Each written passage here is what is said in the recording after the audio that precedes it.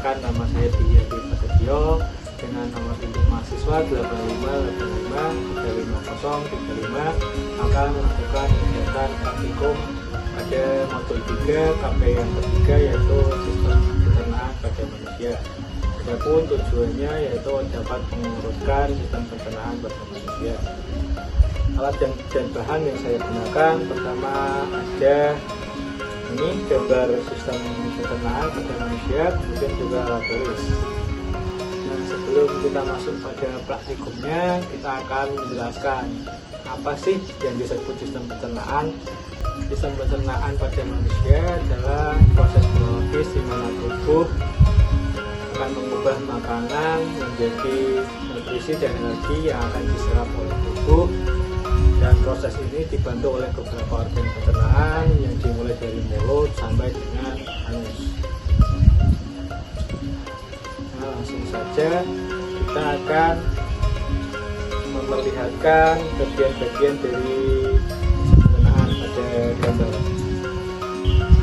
Nah, pada gambar kita bisa lihat bagian-bagian yang menyusun sistem pencernaan pada manusia. Ada mulut, kemudian ada kerongkongan, ada lambung, usus besar, usus halus, dan terakhir ada rektum dan anus. Kita akan membahas fungsi dari masing-masing bagian tersebut. Pertama, di sini ada mulut. Mulut ini berfungsi sebagai tempat di mana makanan akan dikunyah oleh gigi hingga menjadi halus. Pada mulut juga terdapat enzim pada air liur berupa enzim amilase, di mana enzim tersebut akan memecah zat tepung menjadi gula sederhana.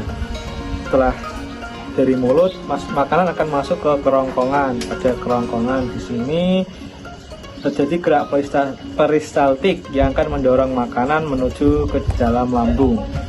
Nah, selanjutnya pada lambung, makanan akan dicerna dengan bantuan asam lambung dan enzim pepsin dan lipase.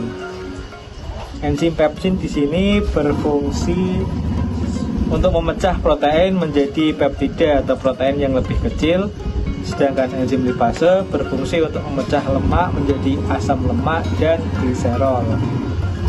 Setelah melalui serangkaian proses pada lambung, makanan akan dilanjutkan ke usus halus. Nah, pada usus halus ini, makanan akan dicerna lebih lanjut oleh enzim dari pankreas seperti enzim amilase, kemudian ada enzim lipase, dan enzim tripsin.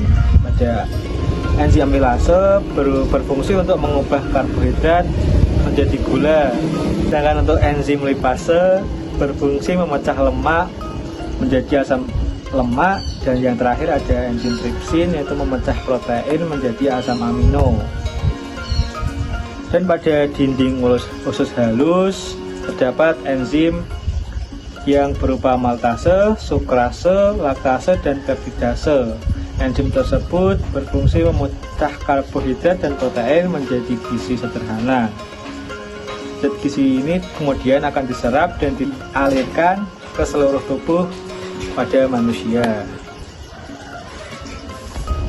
Nah, sisa-sisa makanan yang tidak bisa dicerna pada usus halus nantinya akan masuk ke usus besar. Nah, di usus besar ini berfungsi sebagai tempat untuk air diserap, dan sisa-sisa makanan akan diubah menjadi feses atau tinja. Setelah melalui proses pada usus besar, tinja tersebut akan masuk ke rektum. Sebelum sampai ke anus, tinja akan disimpan di rektum terlebih dahulu. Dan yang terakhir ada anus. Anus adalah tempat keluarnya sisa makanan yang tidak dapat diserap oleh tubuh, atau sebagai tempat keluarnya feses atau tinja. Nah, setelah kita melakukan pengamatan, kita dapat menyimpulkan sistem penyusun organ pencernaan pada manusia. Pertama, dimulai dari mulut, kemudian dilanjutkan ke kerongkongan. Setelah pada kerongkongan dilanjutkan ke lambung. Setelah proses pada lambung, kemudian diteruskan ke usus halus.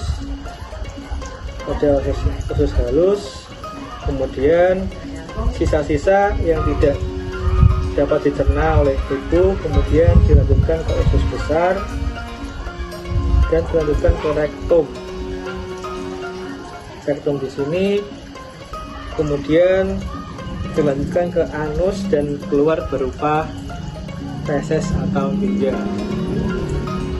Kemudian pengamatan yang saya lakukan pada pasien kembali ini. Wassalamualaikum warahmatullahi wabarakatuh.